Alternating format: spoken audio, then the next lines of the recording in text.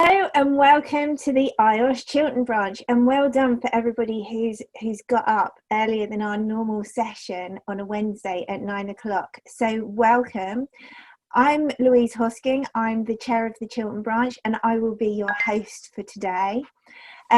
Whilst we're on Zoom, we are concerned with your security, so we have Richard who's now going to wave in the background, and he is our cyber bouncer, so he will be locking the session at in 10 minutes time for your security. Now if the connection drops out, that does mean that you won't be able to get back into the meeting, but we are recording the session, so you will be able to see it back, and that recording will go on to the IOSH space of the website. We are live with various regions around the world, and I'm delighted to say that we've not only got Greg from New Zealand, but one of our committee members, Kurt, is on the other side of the time zone in Trinidad. So he's up at sort of 3:30, 4 o'clock this morning to be here, and we've got Greg on the other side of the time zone as well. So whilst we are joining all of those people together globally around the world, please do be patient with the technology, but also be interactive. So it is a branch meeting, so please use the chat box.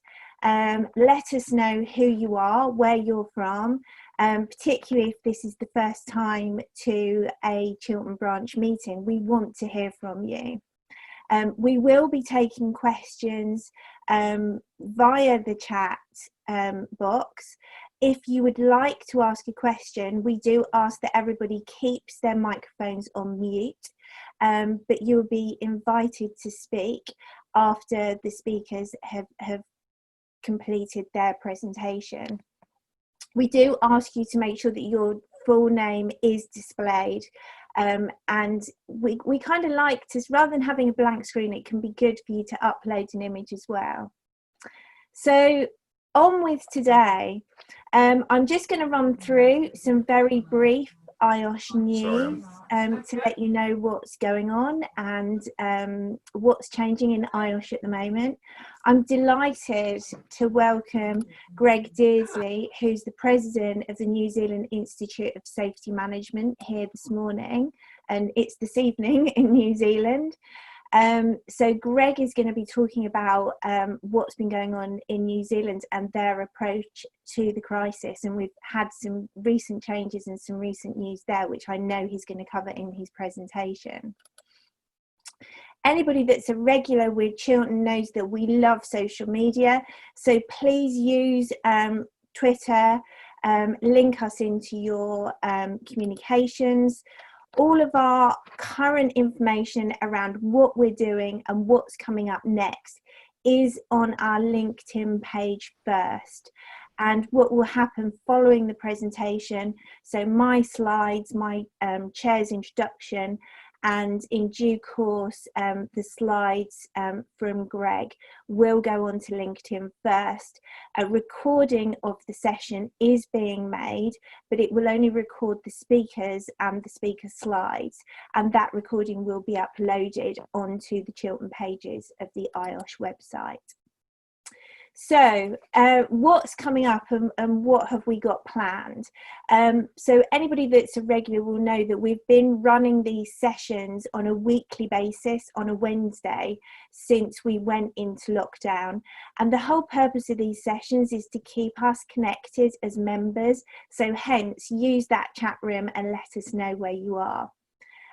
All of our previous set that into our health and safety risk assessments, and later on in July we've then got a men's mental health session with Stephen Haynes from Mates in Mind, and in between we've got Peter Bennett who's from PASMA.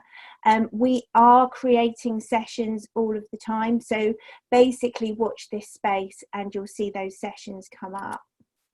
So we had a fantastic session with Karen McDonnell last week, which was all around driver safety, and that session has been uploaded now onto the website. That prompted some really good chat and really good discussion around fatigue and around changing habits, because we've not been driving as much over the lockdown. So please do go back and watch that session on catch up. So just very briefly, what's going on in IOSH at the moment? So once again, there's a lot going on.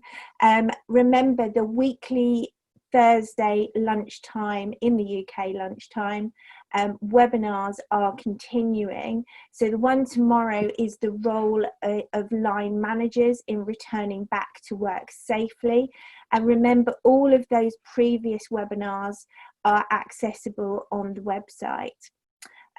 Council elections are going to be closing at 5 o'clock British summertime, so 5 o'clock UK time today.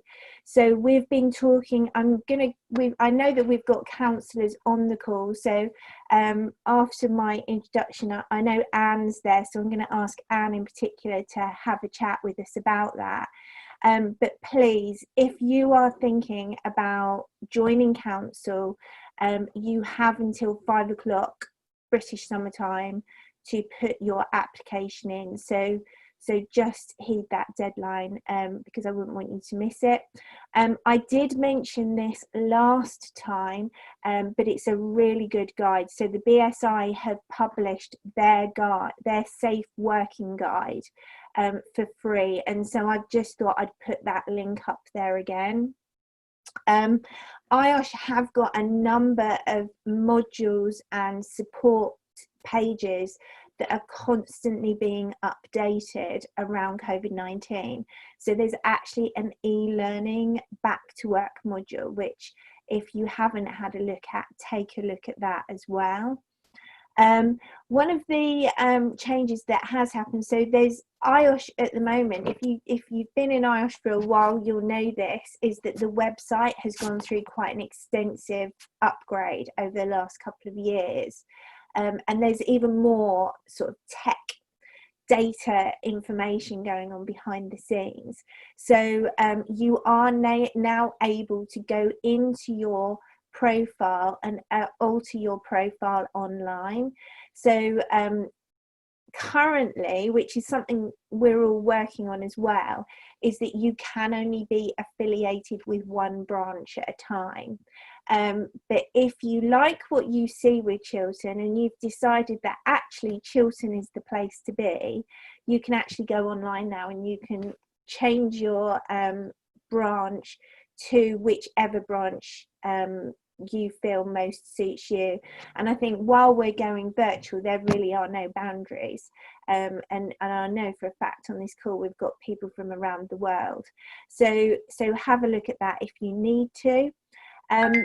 The link to all of the branch webinars that are going on around the world are on there, and I know Kieran's on the call and he's probably the most prolific group and branch attendee currently. So, you know, as I've said in my communications, right now you can go to Singapore, Caribbean and Chiltern in a day if you wanted to. So do have a look at what the other branches are doing as well.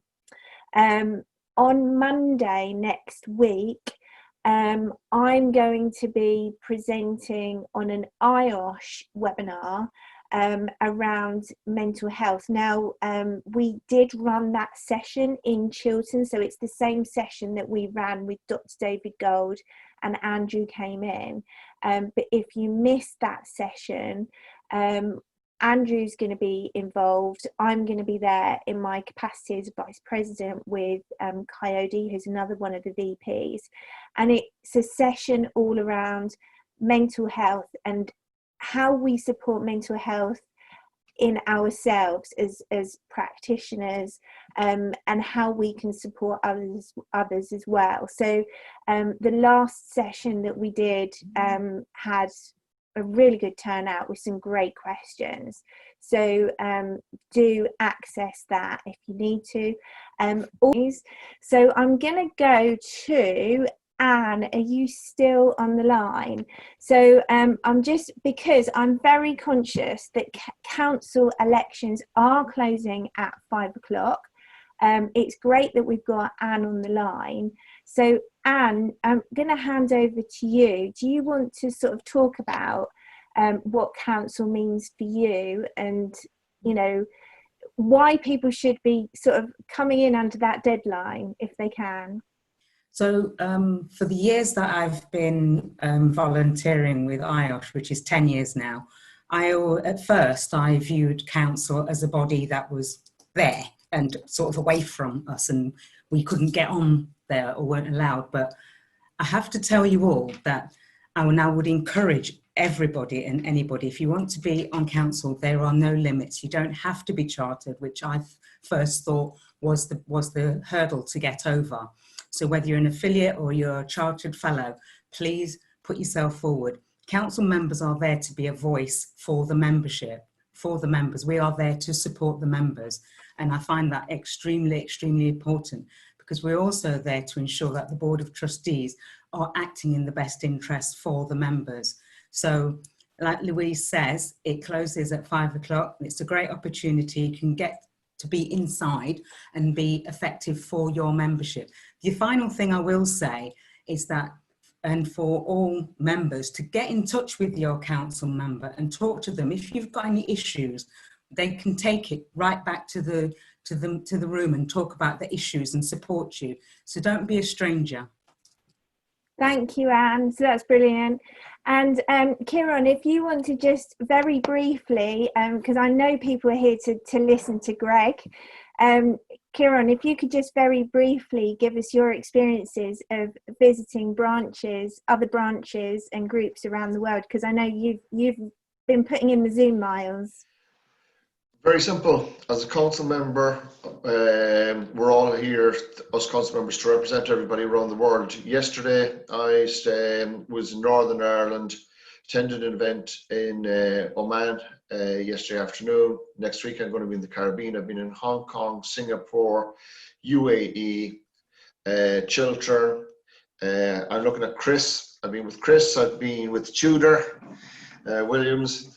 Tudor, around the place, and I've also been supporting potential council members by guiding them, and I spent a lot of time over the weekend, and even people on this call, right, to assist and be the best. So what I would say is reach out to any council member. There's no constituencies, we're here for everyone. Give us a shout. And I'm going to keep it at that. I'm really looking forward to a colleague from the New Zealand Institute of Safety Management, because there's a former colleague of mine who used to live in Dublin, has actually moved down there and is a member of that organisation. Obviously for GDPR over here, I can't mention the name, but looking forward to the session. Thanks very much, Louise. Brilliant, thank you, Kieran. Okay, I'm going to hand over to Tim, who's our comms officer within IOSH Chiltern, who's really set this all up. So Tim, over to you. Hi, thanks, Louise. Yeah, just a quick word to say how this sort of transpired. I was locked down, quarantined in Italy. And I noticed a great disparity between sort of risk perception of the people that we were talking to in the UK, as communities were literally decimated in Lombardy, where I am now. Some areas over here have lost virtually all of their old people within towns. So it really hit us hard, and it was very tangible to us. But we noticed a differential with how the UK seemed to be perceiving the level of risk. So from a committee discussion, we decided to reach out to another country who is an exemplar of handling the situation. And New Zealand, in my view, has handled it extremely well, even though I had a glitch yesterday. But I think overall they've handled it amazingly, and they will continue to do so. So I reached out to the Hazans via LinkedIn, which is an umbrella organisation, as I understand it. I'm sure Greg will correct me afterwards, but it's an umbrella organisation of different affiliate organisations, and they directed me to NZISM, and then Greg picked up that I wanted to talk to someone about talking to us, to tell us about what really made the difference over there. How did they handle it differently to what's going on in the UK and indeed Italy and the rest of the world? Had a great conversation with Greg, and it kind of went from there. And he's given up his evening in New Zealand to talk to us about how they handled it. Greg runs his own consultancy. He's done so for 20 years. Holds a number of degrees and qualifications in health and safety. He's the president of NZISM, New Zealand Institute of Safety Management, and a member of the umbrella organisation I spoke about, Hazans. So he comes very well recommended. And enough of my blather, and over to Greg. Thank you very much for giving up your evening, Greg. Look forward to your talk. Ti hei mauri ora e ngā mana, e ngā reo, e ngā karangatanga maha. Tēnā koutou, tēnā koutou, tēnā koutou katoa. Kia ora everyone, and thanks for putting your time aside to attend today's webinar.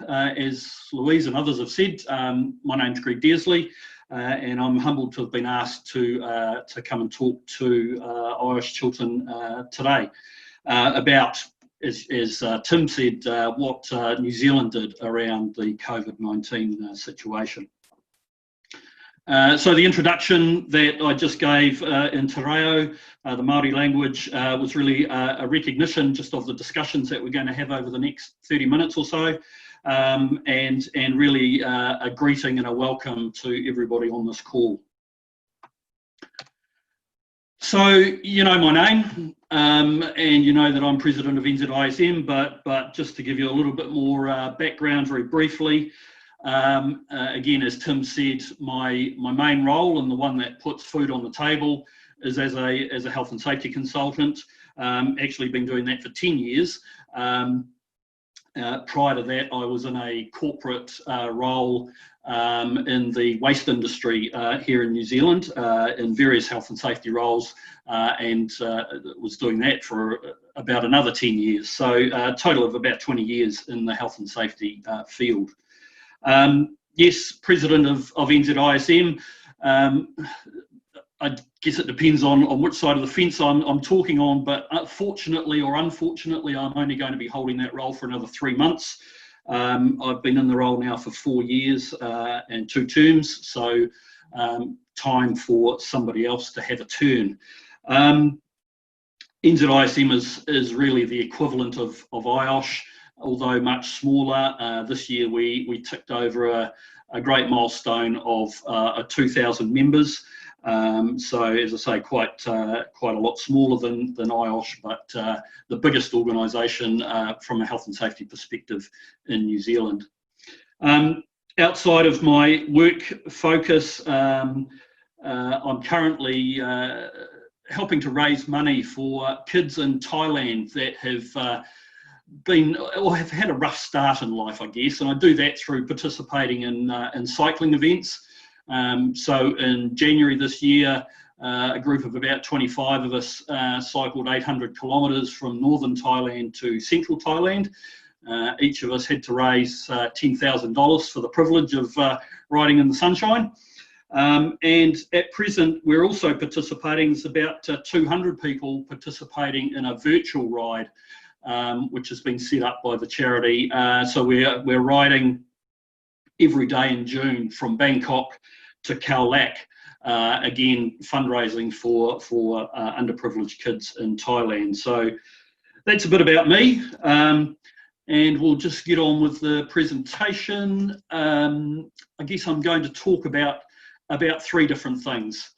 Really, what happened and how things happened in terms of the COVID-19 situation in New Zealand.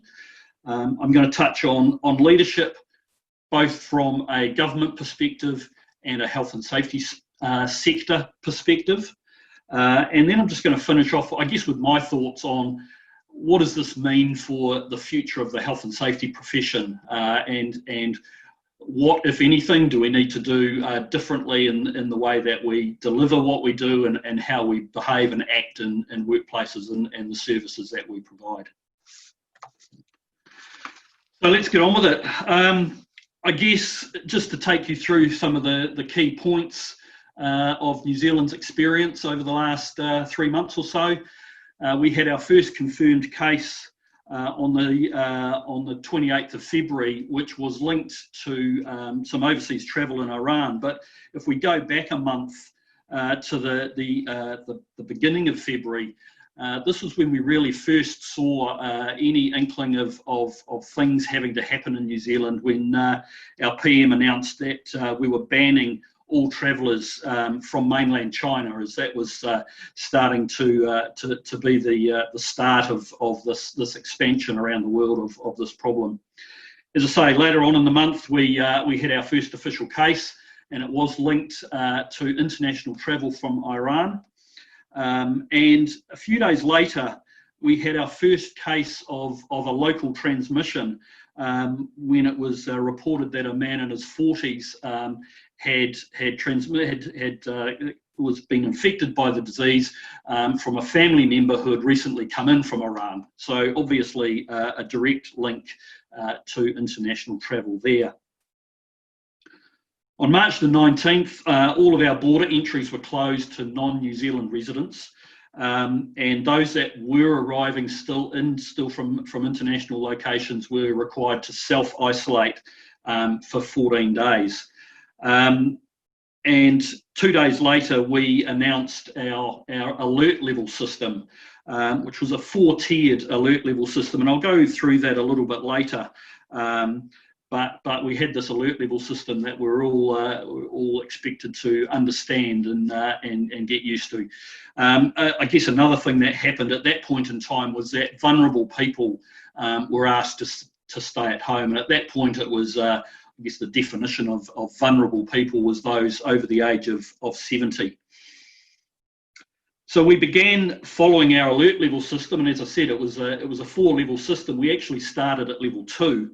But this quickly moved to level 3, and then we very quickly again, and we were given 48 hours notice basically of going from level 3 to level 4.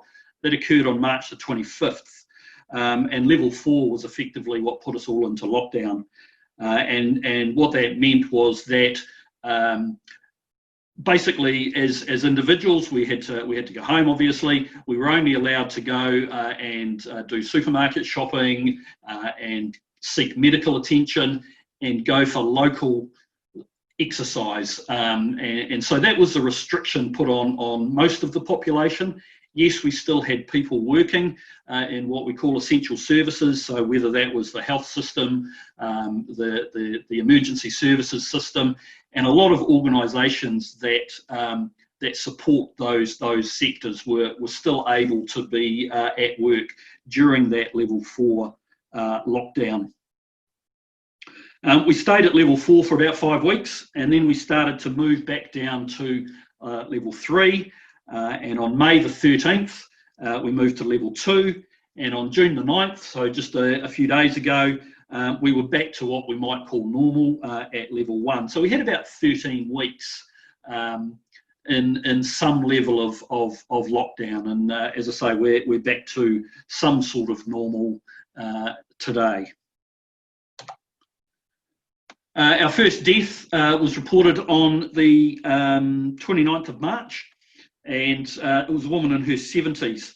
So in total, we've had 1,156 confirmed cases of COVID, and Tim obviously mentioned a bit of a glitch that happened yesterday, and I might come back to that a little bit later. When I had this presentation ready to go this morning, that number was 1,154, but no doubt if you've been following the media, there's been 2 confirmed cases yesterday afternoon. And we've tested around 300,000 people over the last 3 or 4 months. When we, I guess as we got into this COVID situation and the media attention around it and the reports that the government were giving us, they started to use the word elimination, and that they wanted to eliminate the virus. And the definition of elimination in this context is somewhat different to what we might think of in the health and safety world. So New Zealand took a bit of an alternative approach, and while we started initially talking about flattening the curve, it turned out that we wanted to try and achieve something a little bit more ambitious, and hence we started talking about elimination of COVID, which is effectively getting down to zero or close to zero in a particular area or a particular region. In the scientific world, the word eradication is used for in the same context as we might talk about elimination in the health and safety space. So elimination doesn't quite mean what we might think about it in the health and safety world. So just covering off on a few of the key points around a few of the high profile areas of this COVID situation. And so the alert level system that was introduced, 1 to 4, 1 being the lowest, 4 being the highest. So level 1 really talks about the disease being contained and no real issues. At level 2, we move into a situation where the disease is contained, but the risk of community transmission is growing. Level 3, of course, the next one along the line, and there is a heightened risk of the disease not being contained, and you can see all this in the box on the right-hand side of the presentation there. And of course, level 4 is where the disease is unlikely to be contained, and that's what put us into lockdown. So that was the alert level system, and again, I'll keep talking about that as I go through the presentation. Physical distancing, look, I think it was pretty much consistent with what many other countries in the world were talking about in respect of physical distancing, and certainly it didn't take us long, I think, to stop calling it social distancing and move into referencing physical distancing. But certainly that was around the 2 metre rule that was encouraged, and we started to see during lockdown there was queuing at supermarkets, and people were certainly trying to apply that in most cases. And of course, as we come back down the alert level scenario, that physical distancing reduced. So I think when we got to level 2, we started to see discussion around 2 metres is ideal, but 1 metre is okay if you have to. And certainly now at level 1, physical distancing is not really something that we have to be concerned about. I think we were quite slow off on the uptake in terms of contact tracing. Certainly, again, even when we initially went into level 2, restaurants and bars, etc., were encouraged to record people that were coming into their environments. Of course, when we're in level 4, and then as we started to come out of level 4 into level 3, contact tracing was certainly a big thing, and everybody had these registers of recording who had come in, and names and phone numbers and email addresses. We didn't really get access to an app until I think probably when we were at about level 2 on the way out, which was only 3 or 4 weeks ago maybe. And quite frankly, the app, yeah, it works. It's not great. You still have to take your phone out and scan a QR code. Some of them work, some of them don't. So I think there's still a little bit of work to be done in that space if we are to have a reasonable system of contact tracing. Hygiene and PPE really was a big focus. Of course, the hand washing message was continual. And if we look at it from a health and safety and a workplace perspective, we started to have a lot of conversations about surface cleaning. And of course, even when we were in level 4 and there was only a small percentage of businesses open, making sure that they knew that they should be cleaning and looking after those high contact areas. as we started to return to work, that was probably even a bigger focus.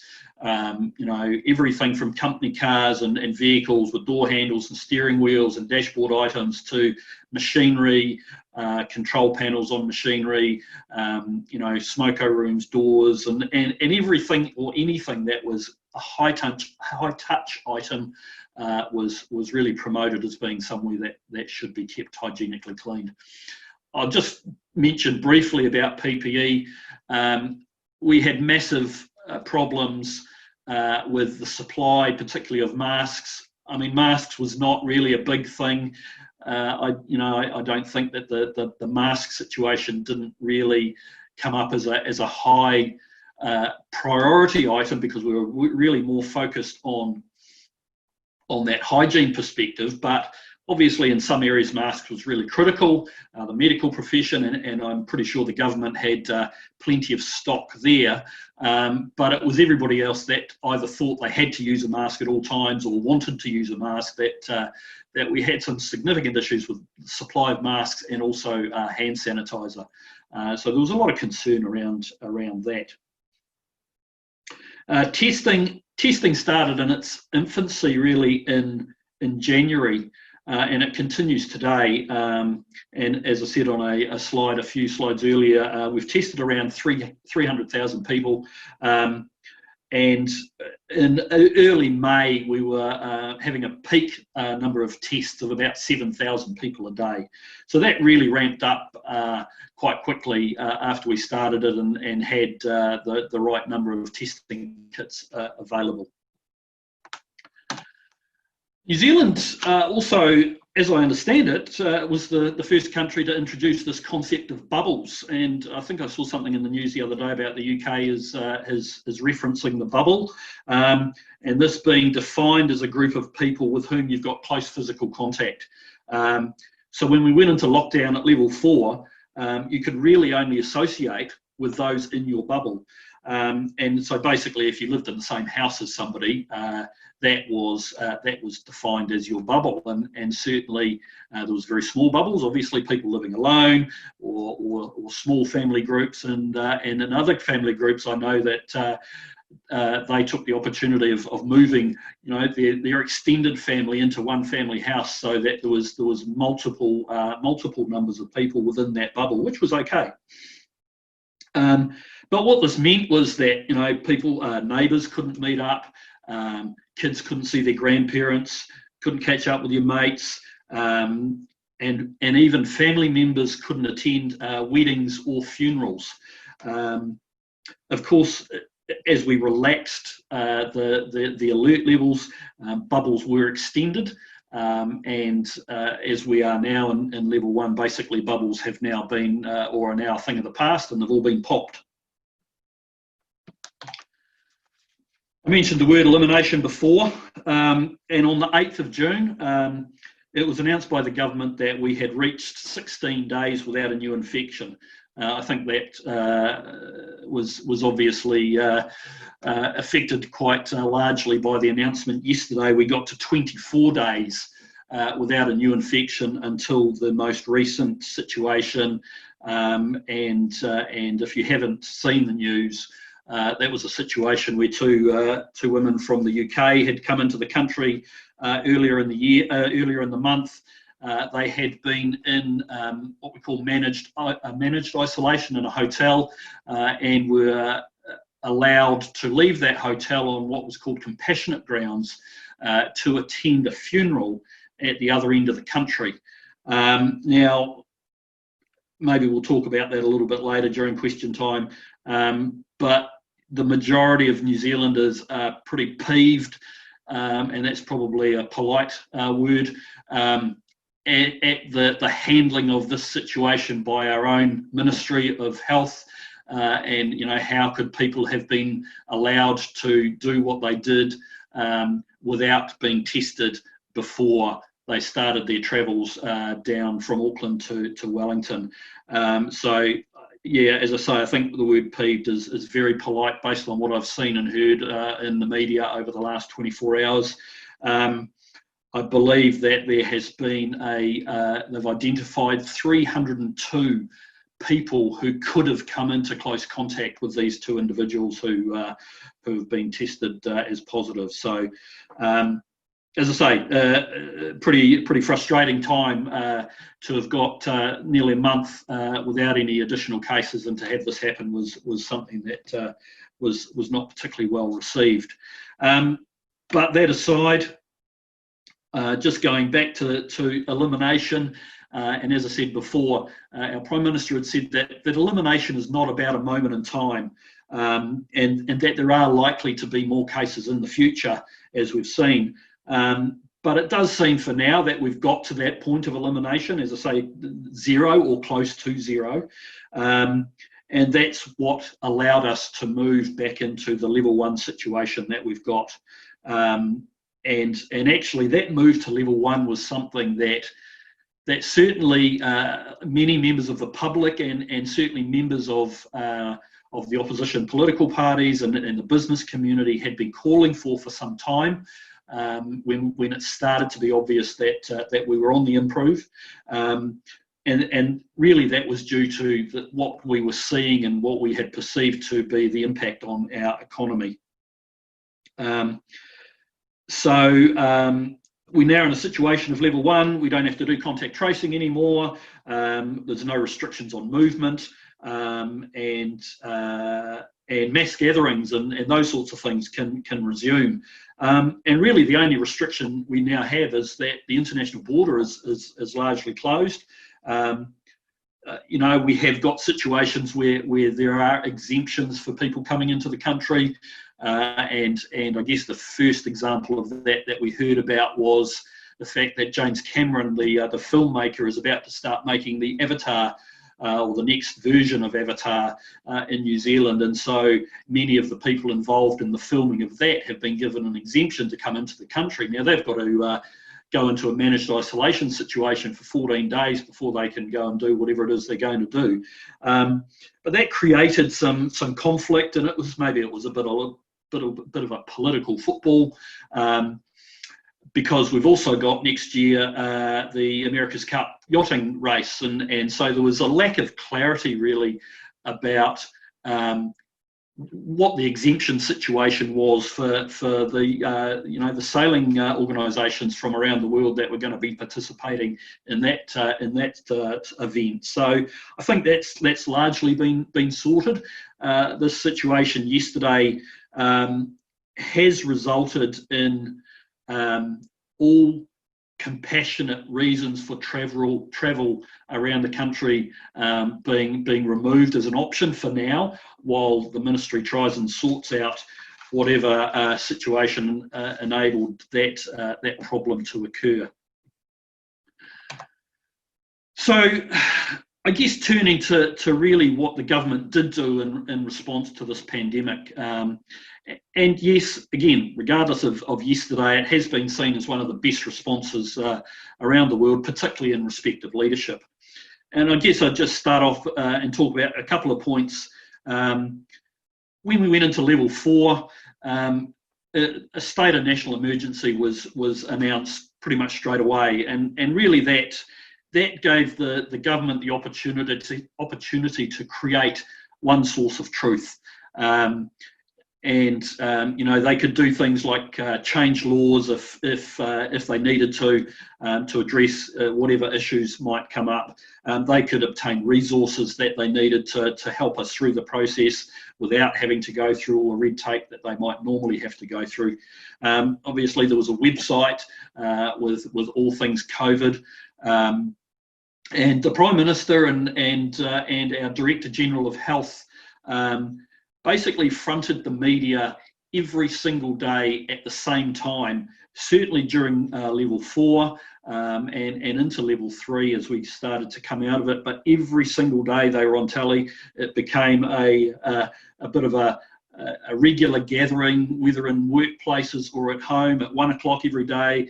TV would go on, or the social media links would be opened up to hear the latest update on how many cases we've had, how many deaths we'd had, number of testing, the financial packages that were being released to businesses, rules around essential services, and what specific details of lockdown meant. So there was real consistency in that messaging, and as I said before, really we had one source of truth that we knew that we could go to. And if I just make a point about Ashley Bloomfield, who is the Director General of Health, the way that he presented himself and the trust that he created in those early days of just telling stories about what was going on and what was being done, basically had cause for him to be given all sorts of awards and knighthoods and all the rest of it, because he became a real trusted voice around the whole thing, along with Jacinda, of course. The second point, and it's a bit of a repeat thing around the consistency of messaging. The overarching message that we started to get was that we were going hard and early, and that's in respect of our response to go into lockdown.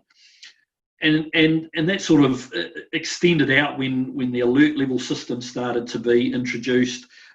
Each level had its own sort of key principle that was talked about and repeated, and that was started, as I said before. We only had 48 hours of notice to say we're currently at level 2, and by such and such a date we will be going into level 4, and you've all got to go home from work.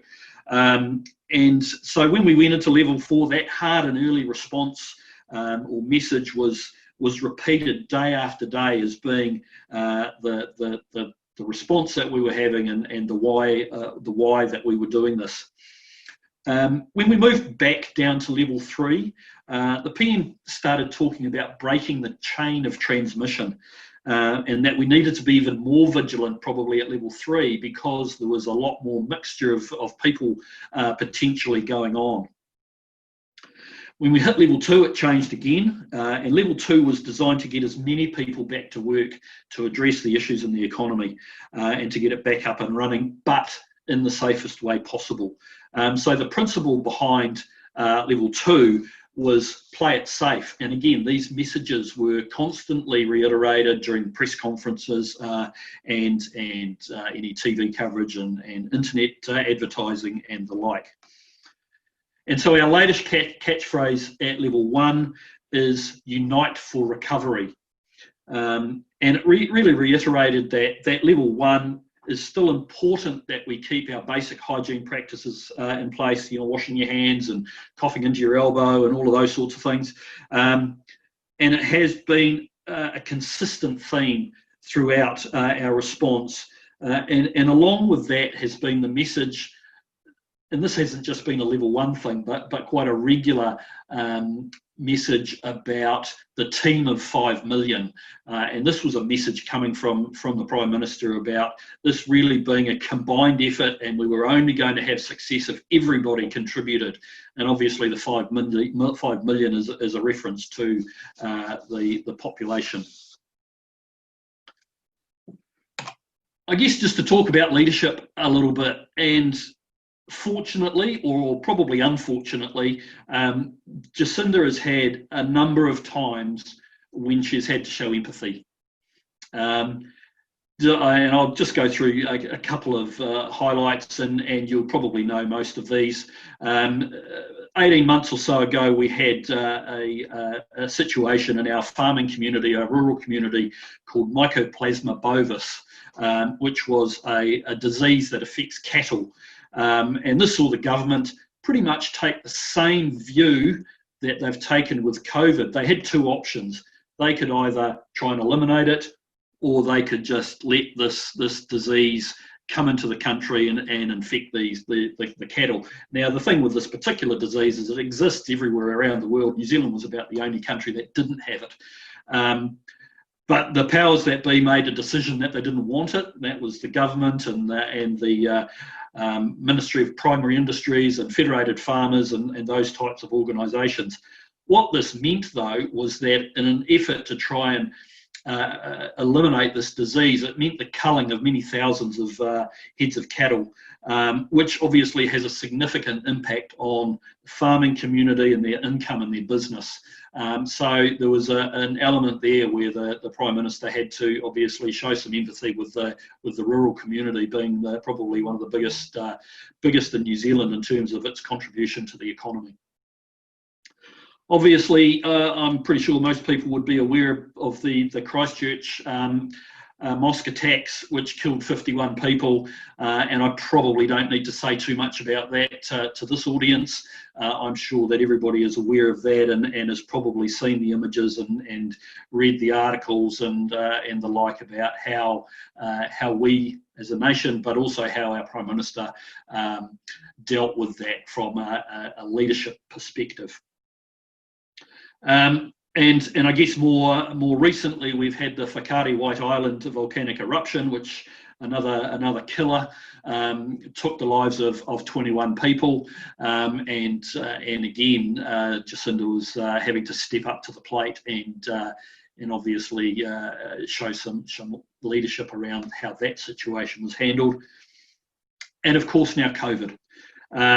You know, and in its early days before we'd gone into lockdown, and this was one of the reasons behind the decision, you know, the modelling suggested that there was going to be many thousands of people that were at risk of death from this event, and you know, we have seen that in many countries around the world, and I guess the decision from the PM's perspective was that was not something that she wanted to happen on her watch. So the really the only option for her was to go down the path that we went down. So Jacinda Ardern, she's had some opportunities which I'm sure she probably would rather have not have had to deal with, but from a leadership perspective, she has dealt with these in a way that has showed empathy, care and compassion. Now, of course, there will be those that may not agree that what she did was the correct action to take, and certainly, you know, the economic impact is a significant concern out of all of this. But generally, I think the agreement is that in situations of disaster, that she is extremely good in that leadership role.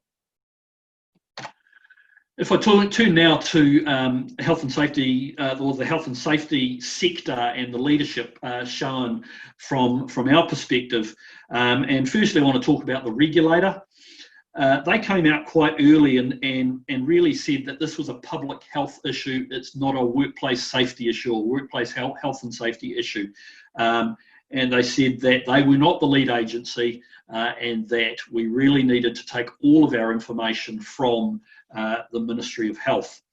However, they did issue some key messages around workplace health and safety, and one of the messages right up front was that COVID was not an excuse for those businesses that were still operating to ignore their normal health and safety duties. They talked about the reduced capacity that the regulator had in terms of visits and inspections and those sorts of things. I guess from another perspective, they talked about businesses not forgetting their business as usual risks. Yes, we've got this hygiene risk and this disease risk that's appeared, but actually don't forget about the normal stuff that's in your workplace that you've got to manage. They sort of made it. They made a message that if you as a business owner were following the Ministry of Health guidelines, then generally they would be pretty happy, and to the point that if somebody did contract the disease from a workplace situation and had been following the guidance or doing their best to follow the guidance, then there would be no prosecution that would be coming out of that. And of course, as we evolved back out through the level system, WorkSafe became a lot more visible and involved back into business as usual. From the perspective of the health and safety industry, we were also visible in providing messages and leadership, and certainly from an NZISM perspective, we put out a number of press releases, and they were largely focused on a lot of the same things that the regulator was talking about. We were very much on the bandwagon of remembering your business as usual risks. You know, we'd been repetitive in our calls for planning, particularly as we started to move from level 4 to level 3. And the planning message was around planning for your workers to come back to work.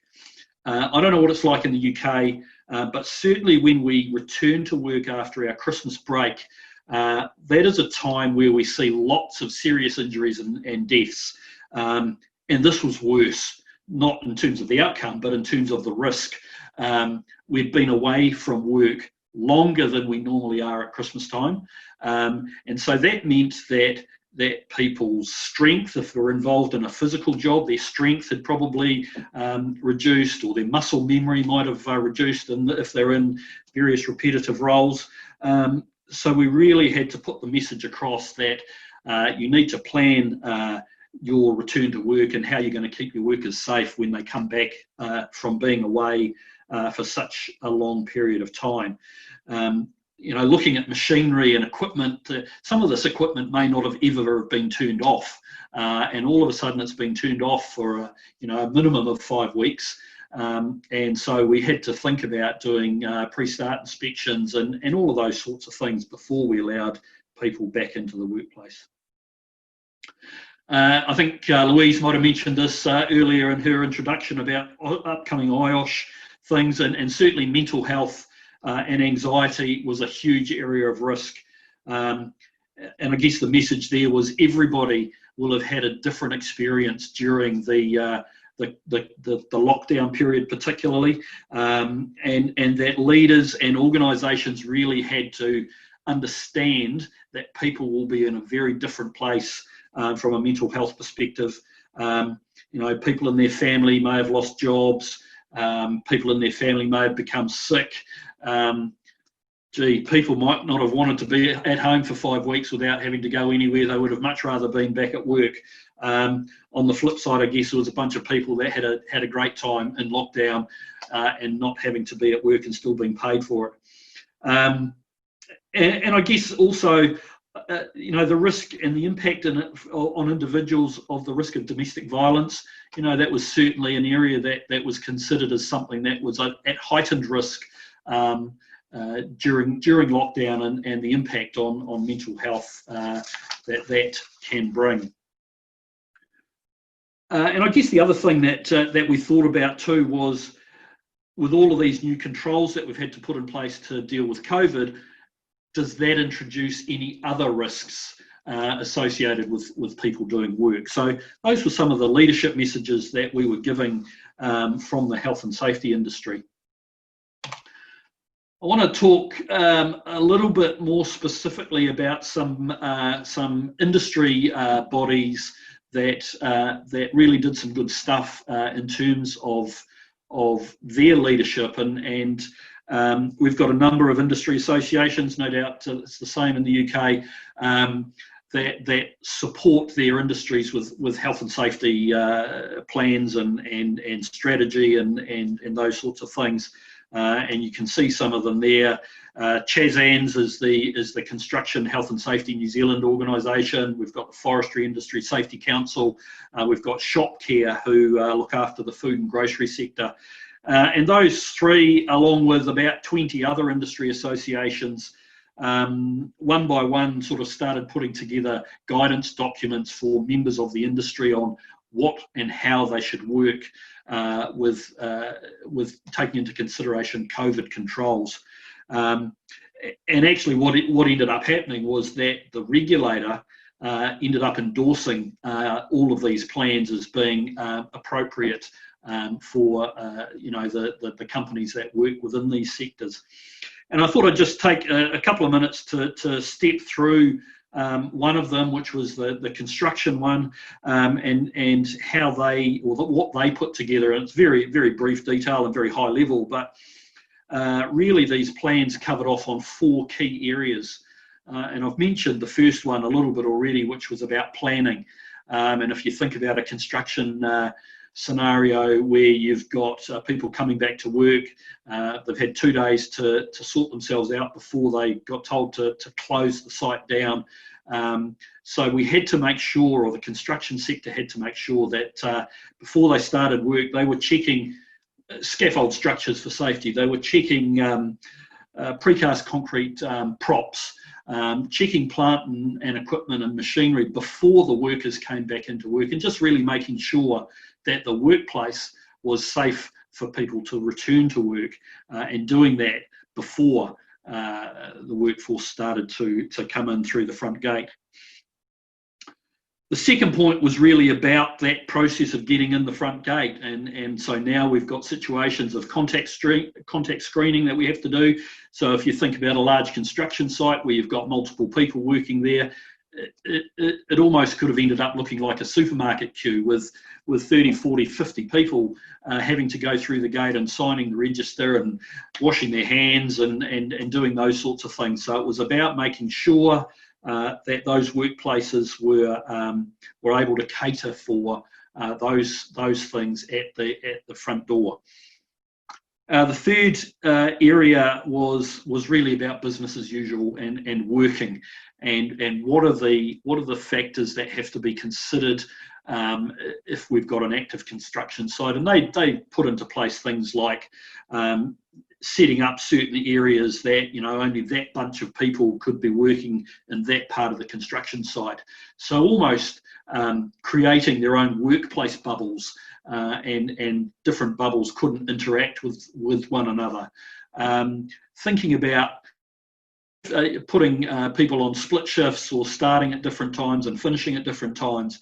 Thinking about hygiene in the smoker room, thinking about if you're in a manufacturing situation and you've got people on a sort line or whatever, you know, do we need to separate people to make sure that we can achieve that 2 metre distance? So it was all of that sort of stuff was wrapped up in sort of the third piece of these documents.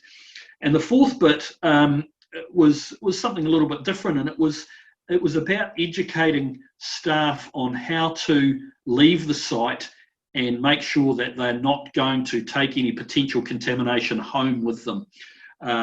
So yes, when you leave the site, you have to wash your hands, and you know, we were encouraged to leave any tools and equipment at the site so that we weren't taking anything home that might have been exposed to the virus. And it went further than that, and it was sort of reminding staff to not just turn up at home and hug the wife and kids and go and, you know, sit down in front of the telly. It was about getting rid of your work clothes at the front door and they're going straight in the washing machine.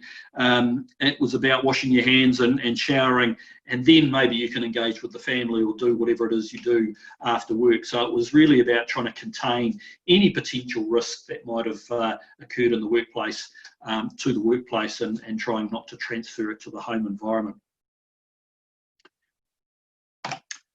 So what happened? And, you know, despite all of that positivity, I guess, it wasn't all sunshine and roses. The New Zealand economy has taken a massive hit, and as you can see by the headline on the screen there, maybe one of the worst hit in the world, potentially anyway. And, you know, so our tourism industry is really on its knees, certainly from an international perspective. You know, there's going to be a massive focus on domestic tourism. Yes, we've got this possibility of what's been called a trans-Tasman bubble. So there is a discussion between New Zealand and Australia about trans-Tasman travel being allowed at some point, but I still think that's going to be several months away. Australia has still got a number of cases that it is seeing occur every day.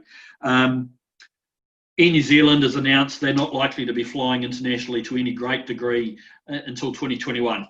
So, you know, it's really about domestic travel. The construction industry probably hasn't been hit quite as bad, but yes, they were shut down for a 4-week period, but they're back up and running, and the government is committed to fast-tracking a number of large infrastructure projects to lubricate the sector.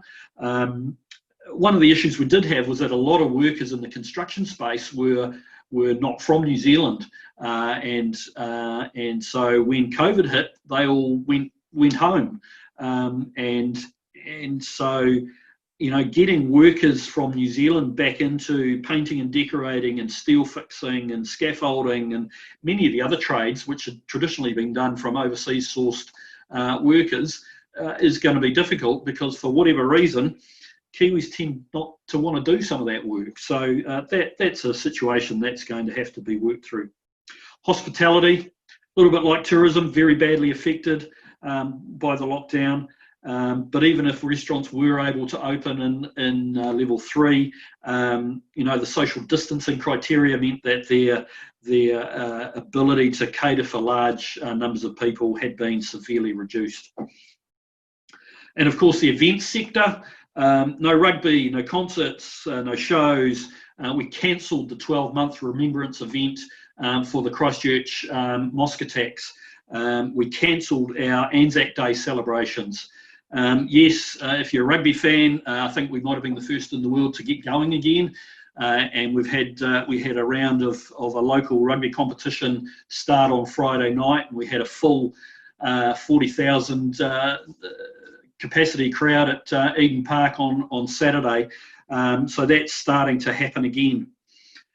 From a business perspective, organisations were given a payment to assist them with salaries and wages of employees, which lasted for a 12-week period. This has now been extended for many, but of course there's criteria you have to meet in terms of the impact of COVID. You have to show that from a financial perspective. Essential service workers were given extended sick leave. And of course, there's going to be ongoing issues around job losses, and I don't think we've seen the full impact of that yet. I think in April, about 37,000 people lost their job. But it is likely that that economic impact is still to be fully realised. I guess really this is the last slide, but I want to finish with a comment on the wider implications for the health and safety sector and how it can add or change the way it operates to better assist business when disaster occurs. If you remember that we in New Zealand did this with very little planning. Despite the success of what was seen outwardly in terms of our result, we were very much underprepared for this, and as I've said a couple of times, we only had 48 hours to go from working full time to being at home, and so I guess the underpinning message is think how well this could have gone if we'd had advanced planning of this situation. And I guess hindsight's a wonderful thing. I think worldwide the focus around health and safety is skewed towards safety risk and not health, but I think it's more than that. I think we need to consider the wider implications of the risk of health on work. And when I say that, I'm sure everybody understands the risk of work on health, work-created health risks that we have to protect our workers from. Flip that around and think about the risk of health risks that are brought into the workplace and not created in the workplace at all.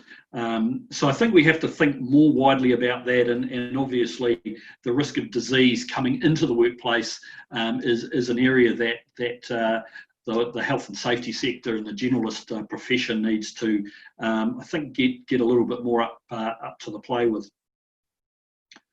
I'm pretty confident that this won't be the last event we see that has an impact like this on society or business.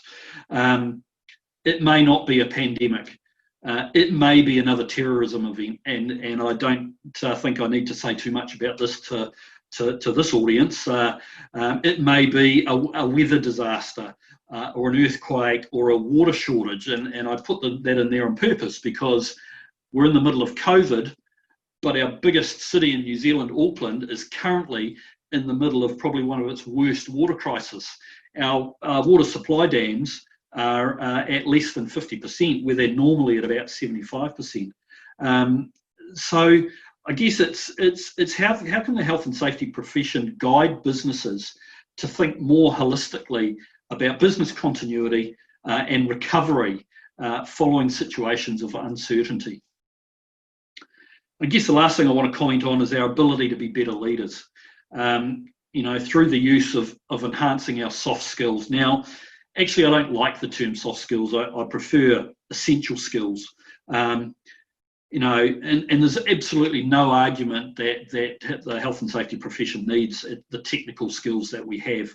But I think there's a massive opportunity to develop not only our soft skills, but also our business skills, so that we can better engage with people and the organisations that we work for.